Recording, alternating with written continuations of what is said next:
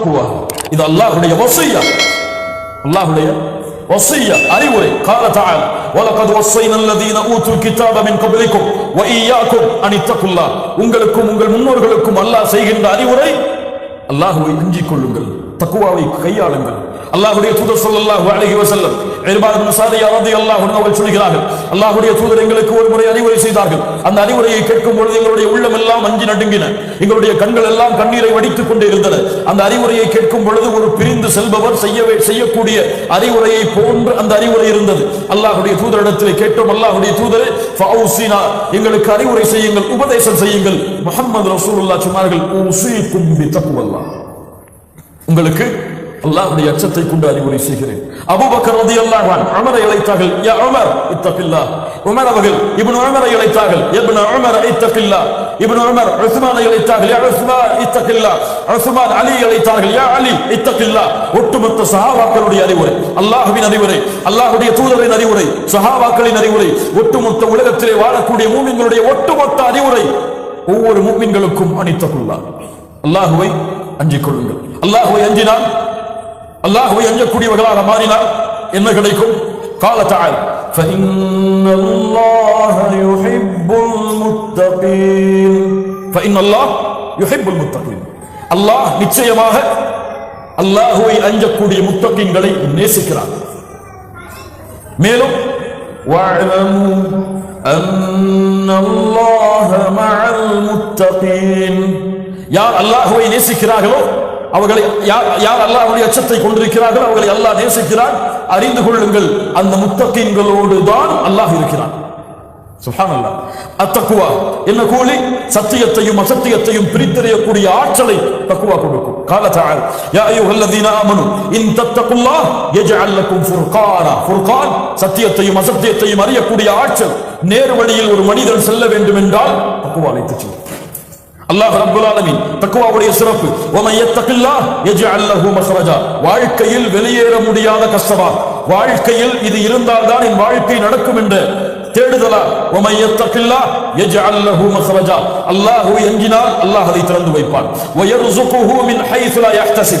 அவன் எண்ணாத புறத்திலிருந்து அல்லாஹ் அவனுக்கு வாழ்வாதாரத்தை கொடுப்பான். قال تعالى ولو أن أهل القرى آمنوا واتقوا لفتحنا عليهم بركات من السماء.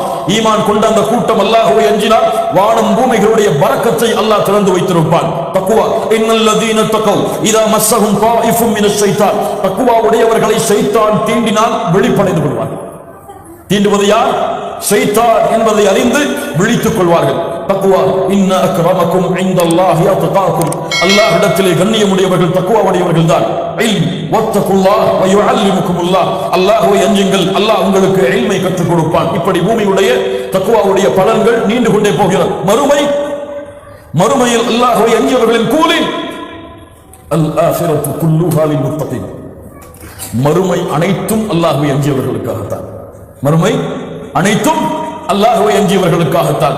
கண்ணியத்துக்குரியவர்களே, அல்லாஹ் ரப்பல் ஆலமீன் இந்த தக்வாவுடைய உண்மையான பலனை அறியக்கூடிய பாக்கியத்தை அல்லாஹ் தருவானாக.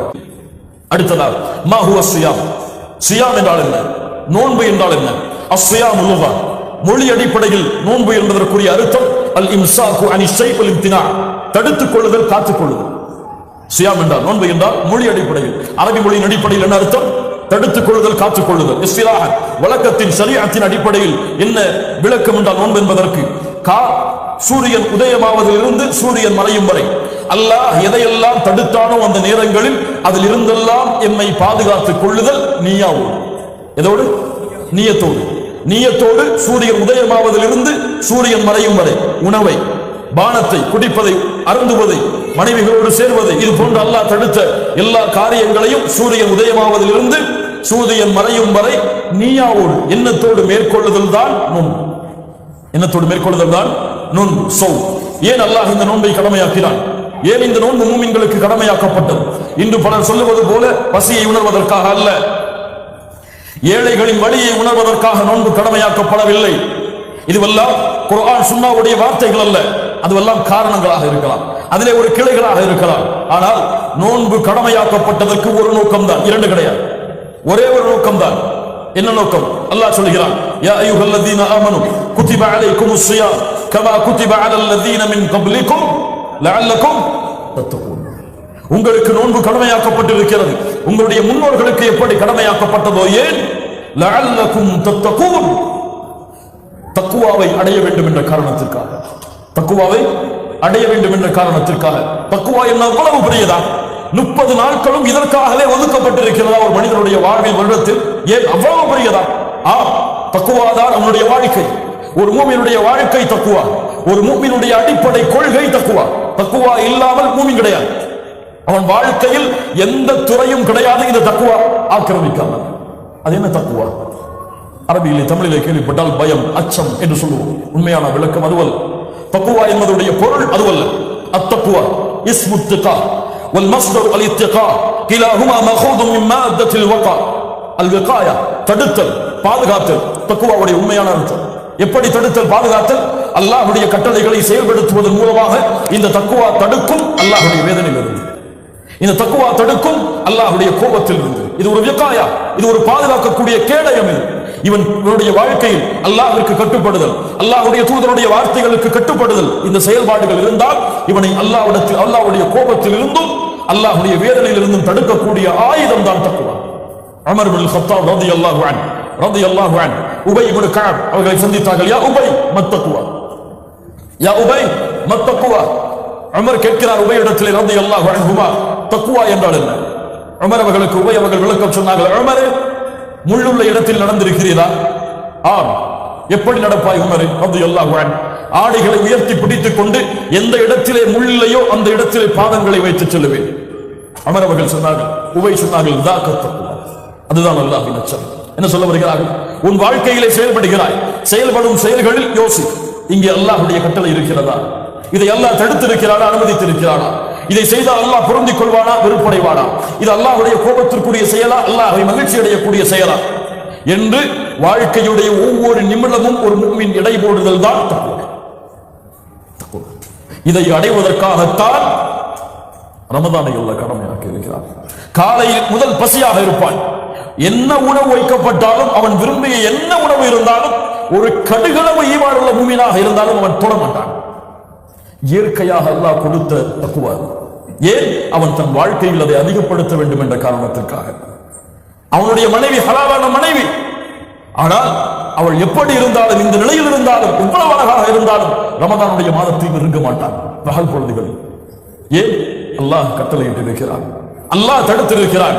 நோன்பிலே உணவை உட்கொள்ளக்கூடாது பகல் பொழுது, தடுத்தவன் யார்? அல்லாஹ். செயல்படுகிறேன்.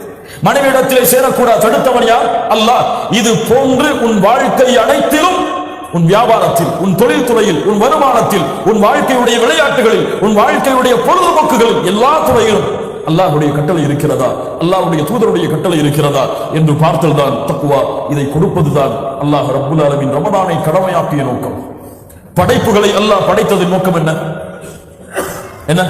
வமா ஹலக்துல் ஜின்ன வல் இன்ஸ இல்லா லியஅபுதூன். அல்லாஹ் படைப்புகளை படைத்ததன் நோக்கம் அல்லாஹ்வை வணங்குதல். அல்லாஹ்வை வணங்குதலை அல்லாஹ் ஏன் கடமையாக்கினான்? படைப்புகளை அல்லாஹ் படைத்ததன் நோக்கம் அல்லாஹ்வை வணங்குதல். அல்லாஹ்வை வணங்குதலுடைய நோக்கம் யா அய்யுஹன் நாஸ் உஅ்புது ரப்பக்கும் அல்லதி خلقக்கும் வல்லதீன மின் கப்லிக்கும் லஅல்லக்கும் தத்தகூன். மனிதர்களே, அல்லாஹ்வை வணங்குங்கள், அவன் தான் உங்களுடைய முன்னோர்களையும் உங்களையும் படைத்தான். ஏன் வணங்குங்கள்? தக்வாவை அடைவீர்கள். அல்லாஹ் படைப்புகளை படைத்ததன் நோக்கம் அல்லாஹ்வை வணங்குதல். அல்லாஹ்வை வணங்குதலை அல்லாஹ் கடமையாக்கியதன் நோக்கம் தக்வாவை அடைதல்.